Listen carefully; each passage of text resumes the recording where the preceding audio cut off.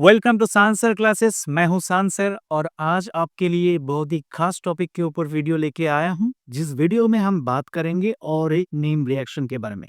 ये जो name reaction है ये बहुत ही इंपॉर्टेंट है क्योंकि ये कार्बोक्सिलिक एसिड में आते हैं और एक स्पेशल टाइप का रिएक्शन है। इसके पीछे जो मैकेनिज्म है वो थोड़ा सा समझ में कभी कभी नहीं आता है, लेकिन आपको पता है कि हम बहुत ही बेसिक कॉन्सेप्ट क्लियर करते हैं और बेसिक से स्टार्ट करते हैं, तो इसीलिए ये जो वीडियो हम बनाने वाले हैं ये भी बहुत ही एकदम बेसिक से पकड़ेंगे और सारे चीज स्टेप बाय स्टेप एक एक करके सारे चीज डिस्कस करेंगे। और ये वीडियो देखने के बाद आपको ये सिंथेसिस या ये रिएक्शन के बारे में कोई भी डाउट्स नहीं रहेगा। तो ये मेरा वादा है, आप पूरा वीडियो लास्ट तक देखना और किसी जगह पे अगर डाउट्स आए तो नीचे कमेंट सेक्शन में कमेंट करके बताना। और अगर यही वीडियो अगर आपको बंगाली लैंग्वेज में चाहिए तो वो भी कमेंट करके बताना। मैं कोशिश करूंगा नेक्स्ट एक वीडियो देने के लिए जहां पे आप ही के लैंग्वेज के ऊपर, आपका बंगाली लैंग्वेज के ऊपर वीडियो बनाऊंगा। तो आज जिस केमिकल रिएक्शन के बारे में बात करेंगे वो है हेल वोल्हार्ड जेरेंस की रिएक्शन, जिसको ज्यादातर लोग शॉर्ट फॉर्म में HVZ रिएक्शन ही बोलते हैं। तो ये जो HVZ और हेल वोल्हार्ड जेरेंस की रिएक्शन है ये बहुत ही इंपॉर्टेंट है। ये जनरली जो लोग एंट्रेंस के लिए तैयारी कर रहे हैं ये या आपका सेमेस्टर के लिए तैयारी कर रहे हैं, जहाँ पे कुछ स्टूडेंट ऐसा भी होता है जो ज्यादा गहराई में जाके पढ़ते हैं, उसके लिए ये हेल वोल्हार्ड जेरेंस की रिएक्शन बहुत ही इंपॉर्टेंट है। अगर आप सिर्फ पास करने के लिए पढ़ के चले जाएंगे तो सेमेस्टर का जो सिलेबस है वो बहुत ही काफी है। लेकिन अगर आपको चाहिए कि और ज्यादा नॉलेज और ज्यादा बेहतरीन नॉलेज और ज्यादा इन डेप्थ नॉलेज, तो HVZ भी एक रिएक्शन इंपॉर्टेंट है जिससे क्वेश्चन आ सकते हैं।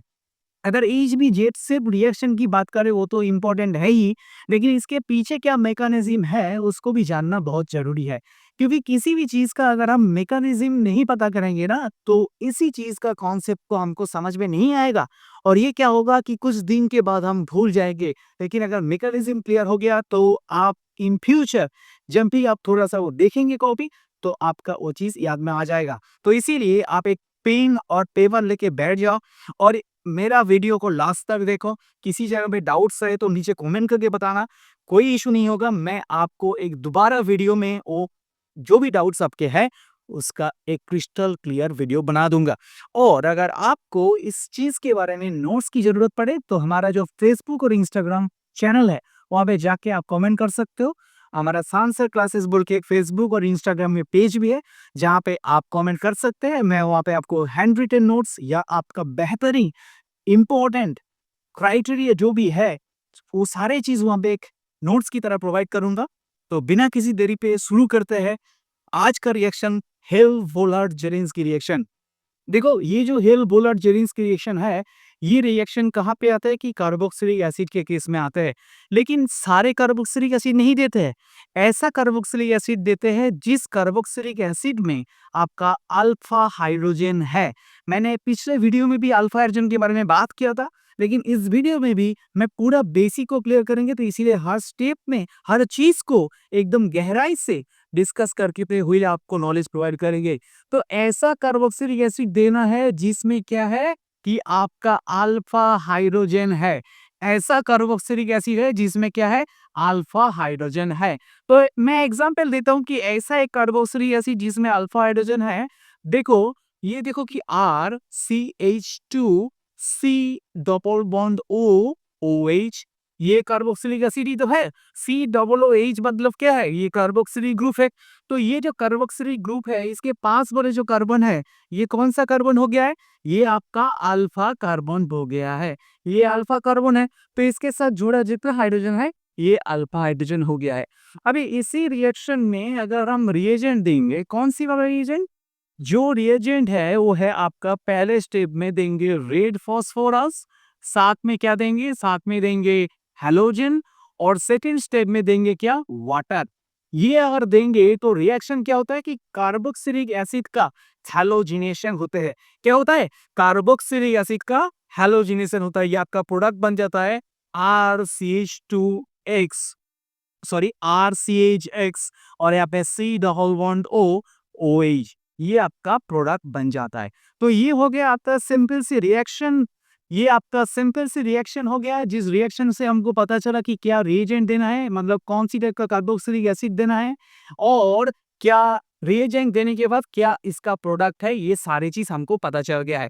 लेकिन इसके पीछे क्या मैकेनिज़्म है, ये जानना बहुत ज़रूरी है। देखो, हम तो स्टडी का सक्सेस बहुत अच्छे से देख लेते हैं कि हाँ, इसने ये एग्ज़ाम क्रैक करके इस जगह पे चले गए, ये देख लिया। लेकिन उसका जो सक्सेस स्ट्रैटेजी है, उसके अंदर उसका मेहनत कितना है, वो हम नहीं देखते हैं।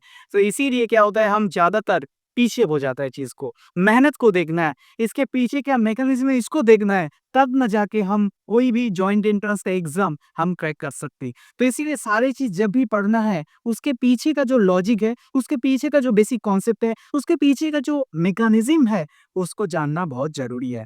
तो ये तो आपका अल्फ़ा अर्जुन है हो गया है, ये आपको पता चल गया है। आगे मैं मैकेनिज़्म के बारे में बात करूँगा और मैकेनिज़्म को थोड़ा-सा अच्छे से समझना, क्योंकि मैकेनिज़्म ही बहुत इम्पोर्टेंट है। अगर आप एक बार मैकेनिज़्म पता कर लेंगे तो इन फ्यूचर आप कभी नहीं भूलेंगे इस रिएक्शन को। तो देखो कि ये जो आपका कार्बोक्सिलिक एसिड है, जहाँ पे क्या है ना, जहाँ पे आपका अल्फ़ा हाइड्रोजन है, ठीक है?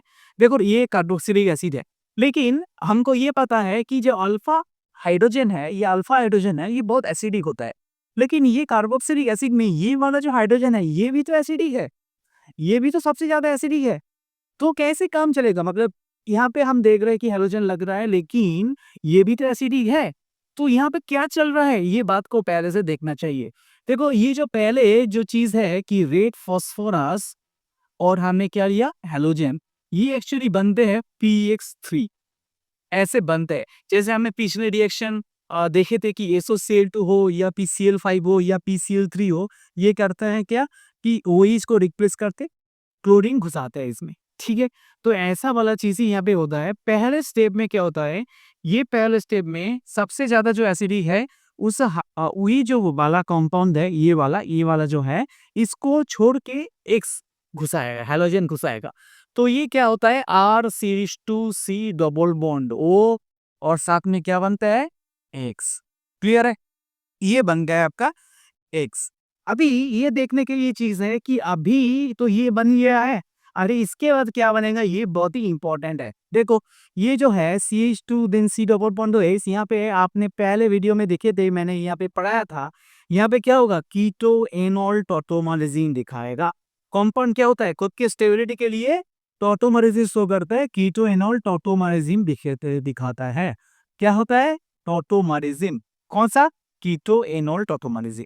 अगर ये कीटो एनोलेट ऑटोमेटिसिन दिखाएगा तो हम इसको ऐसे भी लिख सकते कि ये जो स्ट्रक्चर है, इसको ऐसे भी रिप्रेजेंट कर सकते हैं कि RCH double bond COH then X। क्योंकि यहाँ पे जो H था, यहाँ पे जो H था, ये H कहाँ, ये वाला बॉन्ड इधर जाएगा, ये वाला इधर जाएगा और ये हाइड्रोजन क्या होगा, इधर शिफ्ट होगा। ये कीटो एनोलेट ऑटोमेटिसिन होता है। तो अभी कीटो एनोलेट ऑटोमेटिसिन के बाद ये चीज़ यहाँ पे बनेगा, ठीक है? बनेगा। अभी देखो, यहाँ पे जो कार्बन है और ये भी कार्बन है, पास वाले कार्बन में मतलब बीच में पाई बॉन्ड है। तो पाई बॉन्ड है, मतलब यहाँ पे इलेक्ट्रॉन का जो डेंसिटी है बहुत ज़्यादा है।